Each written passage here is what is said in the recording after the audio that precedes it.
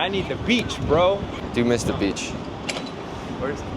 Oh, intuitively you knew it was like to get 4 steps to get to it. You know what I mean? But like for him, like that's why it's hard when you give someone a very explicit instruction because he's thinking 4 steps. You know what I mean? And then when you think 4 steps, that. Of course, you have to tell him at first, you know. But I was trying to balance between like telling him what to do, then also letting him discover it on his own. Which is great because there are a couple reps where I knew you wanted to say something to him because you saw it, but then you were like, oh, 不错, like you know, like just go again. Of course, just go again, bro. Just go again. Just go again. You just need some more reps. You're not gonna like. Yeah. Because it's hard. Because if you keep giving feedback after every single rep, it's too much. It becomes very like. He's thinking too much. He's overthinking the movement. Yeah, I mean, there's probably some mobility stuff too, like trying to get his body, like overhead dissociation with the hips. You know, he that's kind of hip dissociation. Yeah, he struggled with that big time. Like he couldn't get his hands overhead. But that's stuff that's never worked on over there. But being able to stay square while your hips rotate. It's a shooting thing too. That's what I was talking yesterday when he was passing it to you. Like the same dissociation, like being able to run, like turn, catch the ball, and just like be able to go into your shot. Some people would just go like this and then turn their feet, but I mean, if your feet are already set and you can just, it's a little bit quicker. Oh, I noticed he couldn't get his hand up for some reason. Yeah, he like I don't know if it was like a mental barrier. Torso. Yeah. I think it's I think the one cue that you did say to him that helped a lot was just get your hand up, and then as you close out to him, then you get low. No. So that's the thing. He needs to, when he's closing out, you don't need to be that low. Like he needs to first take away the shot, up, like the line, and then the shot line. Then when they actually don't shoot, then you get into that position. Yeah.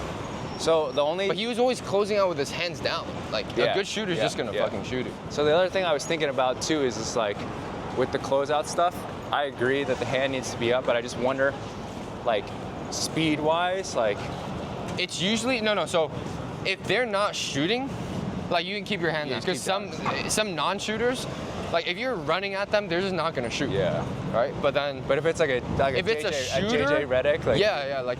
Well, ideally you're not that far away off exactly in the first spot. That was good. Because for most people, even if you're the offense and the defense has a hand up on the closeout, they already don't shoot. Like it already kind of inhibits their intent to shoot.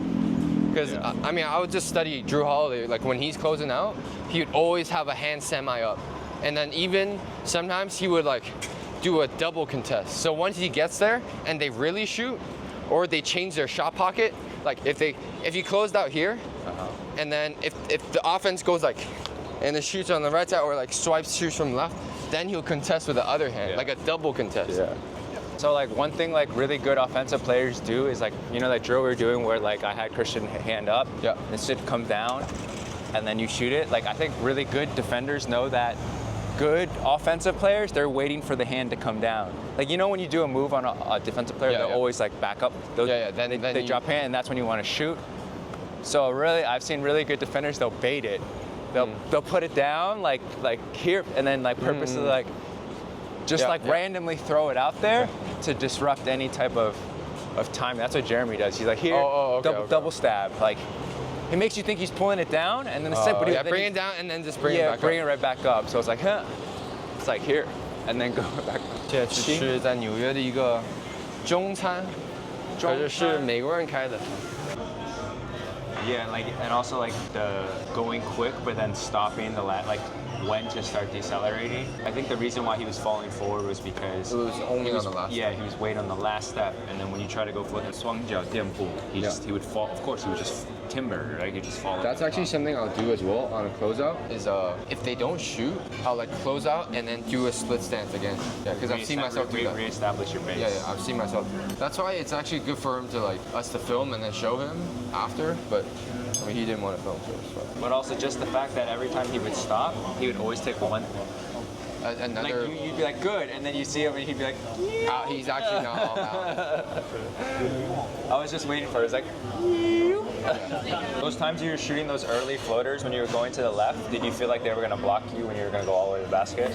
You would get by them, they're already on your back, but then instead of just like going up, you shot for a finish. You shot the floaters off left. I just don't have a lot of confidence in my finishes. I'd rather get a shot up. That's what I think. But that would have been a great time to work on them. You know what I mean? Just to see like, because it's totally okay if you get blocked because they're working on defense. So actually, like the fact that you're not good at finishing is actually like, it works out to their advantage because you get to work on your finishing. That's like, in terms of improvement, it's like finding ways to like grab every opportunity. But it's hard because you're in that performance environment and you're just trying to win, try to score, which I understand too. But like, if you already beat them and you're at an advantage, like by you slowing down and shooting a floater on your right side is like easy for them because they're closing out from behind right here on your right side. I mean, he still got it off, so I can't say anything, but I was just like, that's an open layup for you. And I don't think Jackie was gonna go up and like try to be like, like.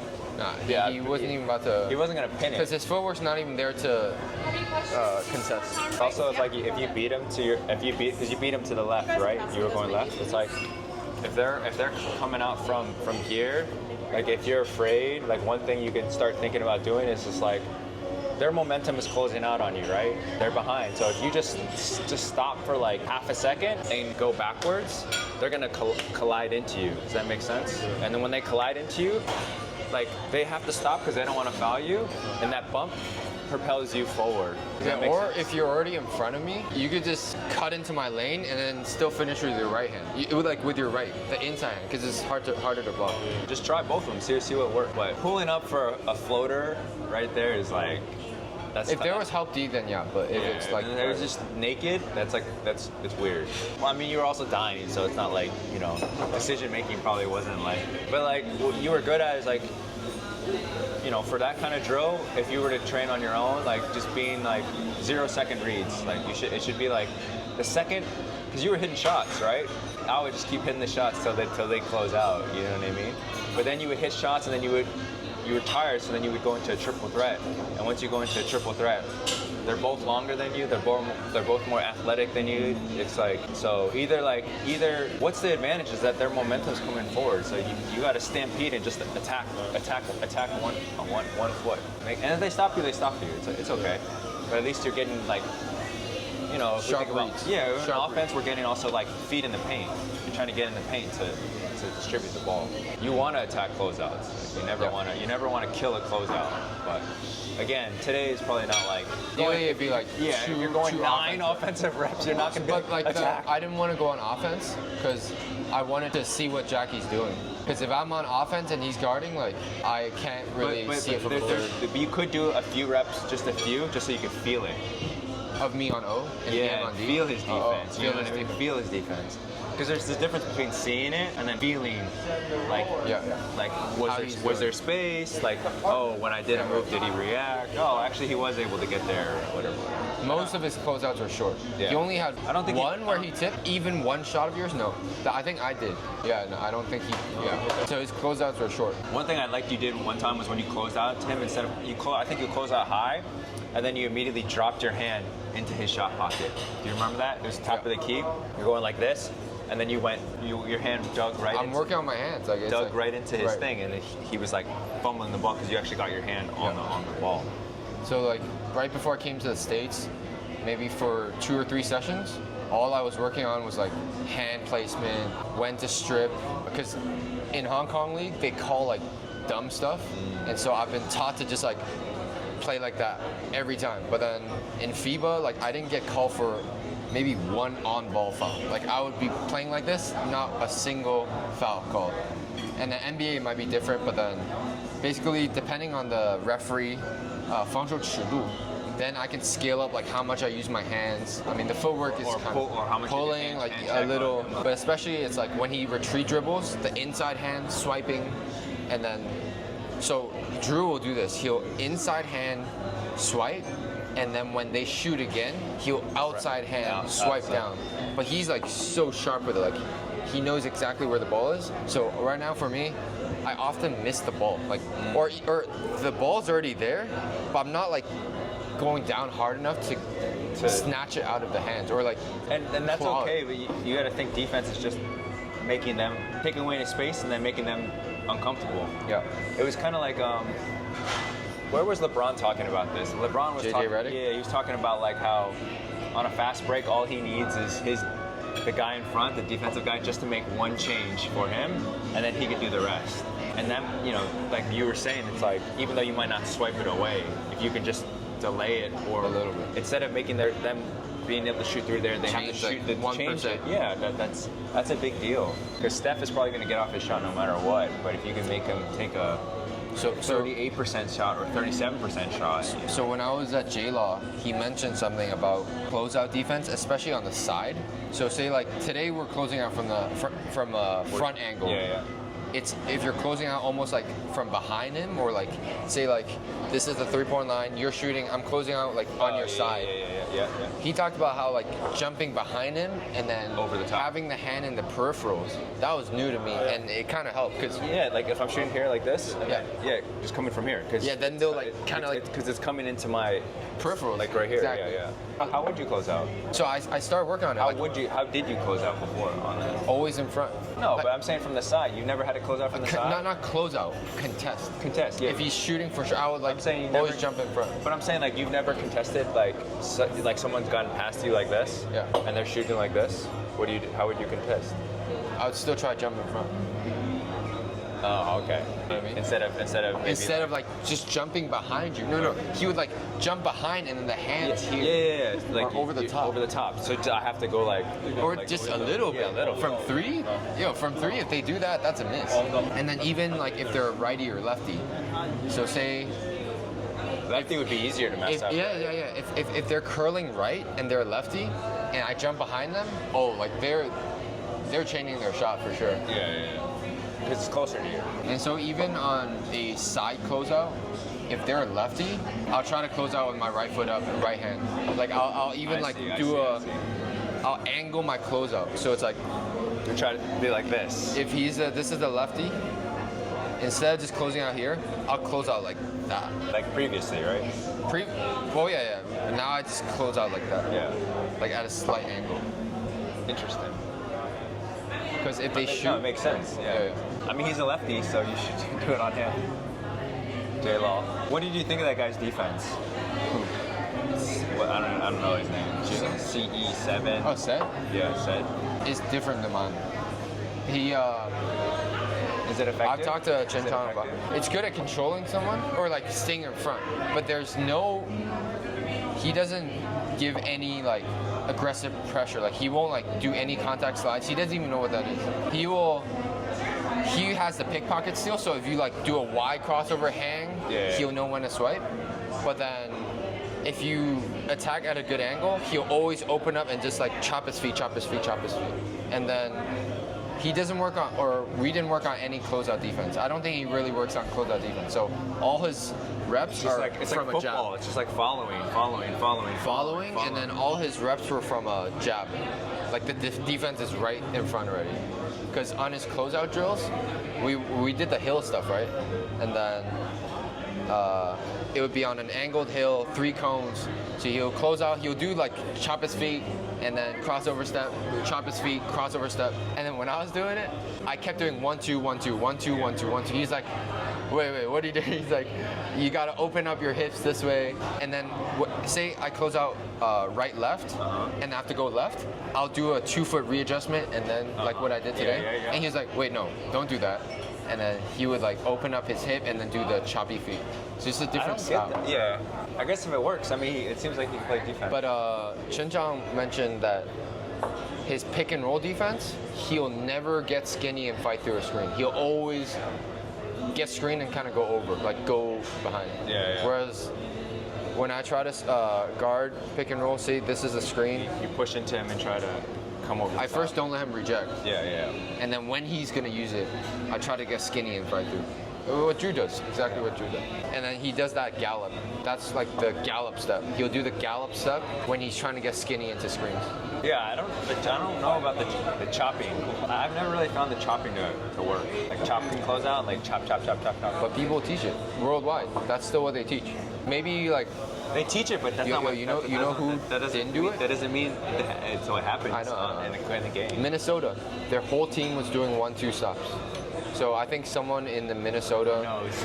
Yeah, knows. Or they seen Drew do it, and the Celtics started doing it too. Yeah, Celtics did a great job training this year. Davion Mitchell does it, Tony Allen, but there are different styles of defense. So, Patrick Beverly and Tony Allen, they gamble more. They're more of like a proactive, aggressive. Their torso is like.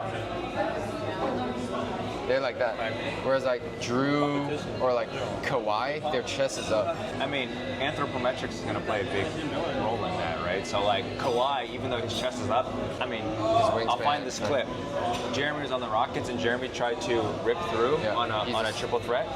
Jeremy, he's got picked the first time on the thing, so the second time he's like, oh, I got to go like super low. He brought the ball all the way to the ground on a jab rip through, and Kawhi was like this, and Kawhi went like this and stuck the ball just to the ground. To the ground from a defensive stance. You know how they say bring the ball low? Like Kawhi Fangso, like did you hit? So this is the floor. He put his hand like this, and the ball caught the ball. I was like, oh, I don't know what to tell you, bro. If someone can do that, that's tough.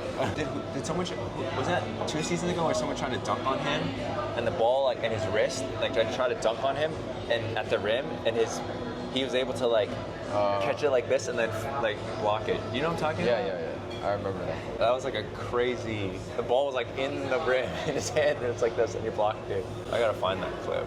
Yeah, that's my next step.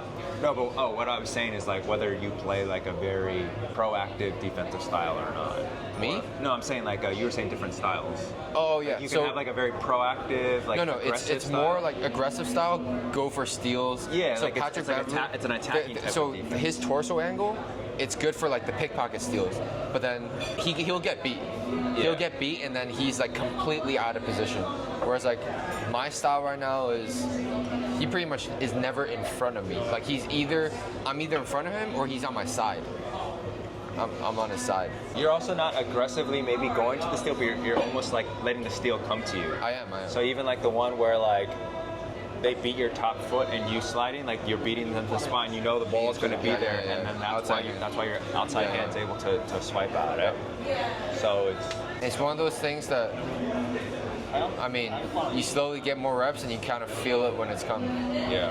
And there are, you know, when it's a good time. It's when I'm not overly aggressive from the beginning. Because when I'm overly aggressive from the beginning, they are not comfortable enough to like do a cross. It's when like I meet them at half court. I'm kind of like I'm completely upright. I'm relaxed. And then when they're about to do the cross, then when they do their cross, my feet get into like a 2 feet. Yeah, that's same timing, and then boom, I make that lateral shift. You know, it'd be something really interesting to look into. Is just like all the times that Drew's gotten beat back. Like find like no, it's just in all possessions. Yeah, he gets beat all the time. Just trying to find all the possessions where he's been like completely out of position. Not even completely, but just like somebody he's in like a good defensive stance where he got shook or he got beat or whatever, because that would be a good way to understand like the weaknesses of each style, each stance. Yeah, of the stance and like the footwork choice. Yeah, or like how to not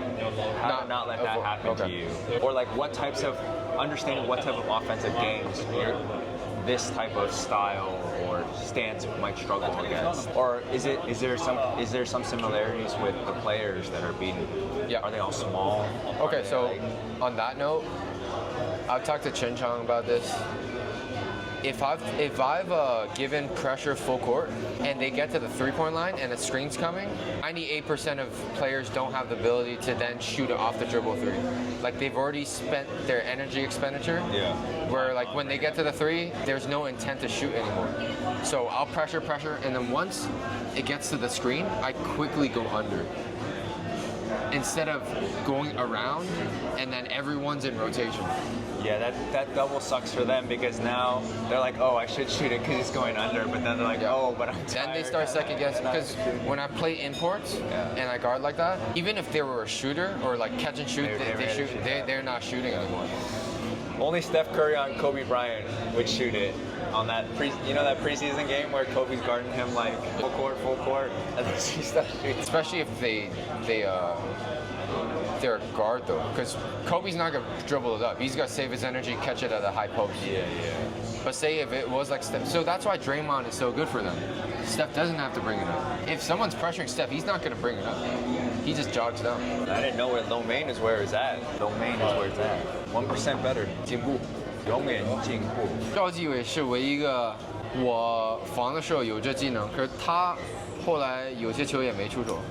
有2球 ，he used the screen， 我 go under， 然后我下一球再去 under， 然后第3球再 go over。按讲我全场他可能那一刹那就可能累了一点。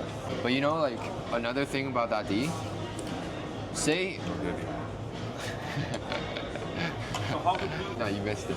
If they shoot that shot and they miss, depending on the coach, they're not happy about it. Oh, yeah. It's like, oh, the ball didn't move, this and that.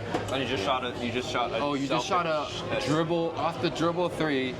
4 other players didn't touch the ball, and you missed it. I think Gibson would shoot it. Who? Oh, 之前在北京 Gibson. Oh, yeah. I think he would shoot it. Most imports would still shoot it. Gibson 100% would shoot it and probably make it. I've never seen someone come off the bench and just shoot the level of difficulty shot and have that much confidence. Like they sit for 15 minutes, just come in, just boom, first shot would be running full speed, fading away, 3-pointer swish. I was like, oh my god. I was like, this dude. One dribble， 他在45度，我告诉他你只可以运一次球投完，他从45度运到 corner。 In one dribble? Like let it 飘滑。Yeah, you have to. 运一下才45步。 But he has this because of that. He has really good 节奏. It's hard to predict because it's going you don't know when it's going up or not. Kind of like the few good mid-range shots you had today. It was the reason you got him off was it was so unpredictable. You did a hard move, and then you just immediately went from a horizontal fork to boom, you just sprung up like that. One dribble pull, right? It was hard. Even when I saw it, when I was processing it, I didn't even it was so quick that I was like, oh man, that's hard to guard. For you to sell it though, you have to go really fast horizontally. And converting horizontal momentum to vertical momentum is really hard. Quickly is very hard. Hamstrings, probably big role. Plus Clouse has a broad jump into a vertical jump that I really like. Yeah. Small broad jump immediately into a vertical. 2 feet and 1 foot.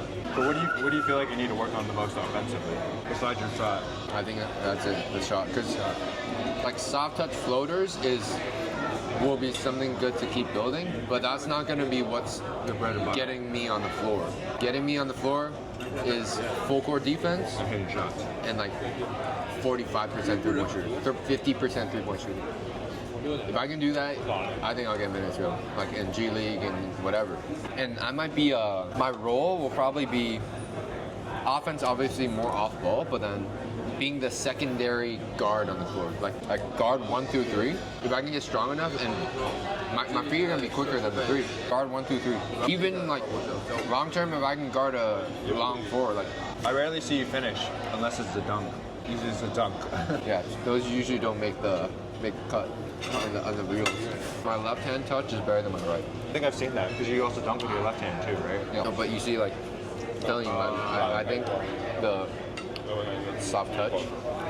My right hand always my fingers just overly tense or something. We were talking about this on my follow through. You notice I get into here too early. Whereas my fingers should still be But that's also just learning how to work around that. You know what I mean? If you had a bad sprained ankle and you got scar tissue in there, you no longer had the same ankle mobility. Still gotta perform. Yeah, you just your body just organizes around that ankle. You have a little bit of loss of the mobility comes from somewhere else, whether it's your knee or your hip. So that's why my set point became so high. Because when your set point's higher, the wrist angle is not as much. You zoom in here, wrist angle is like OD. Yeah, well, I mean, it'll be like, it's really hard to get it like all Yeah, the way yeah, here. So it's like, it's already like coming through. That's why like it's actually good because it's already like if you notice like if it's like this, the momentum's already in this like forward position versus like sometimes you don't want it like this because then it's like it's reliant on this like wrist portion. Jackie? Yeah. I mean not like not like whoa, but I'm saying like he's got like a pretty big frame. I think his torso and hips need work though. Yeah. Because on the hip flip stuff, I can tell I don't like think he's ever done that in his life before. yeah, I can feel like see some like what do you call it, like energy leakage. Inefficient movement. I think it's just inside hip stuff like groin, adductors, hamstring, like Internal external. like right around the But even like trunk, right around the trunk. even like when you were starting him at a deficit, touching the thing. Yeah. Touching the. Oh yeah, he would start in like a he couldn't- externally rotating thing. He could not Move out of it. You wanted to get one leg, basically one leg straight, right? One leg like almost like a Cossack, kind of like a lateral. one leg internally, not rotate, but like forward. Yeah, His yeah. was like external. He couldn't get in that position.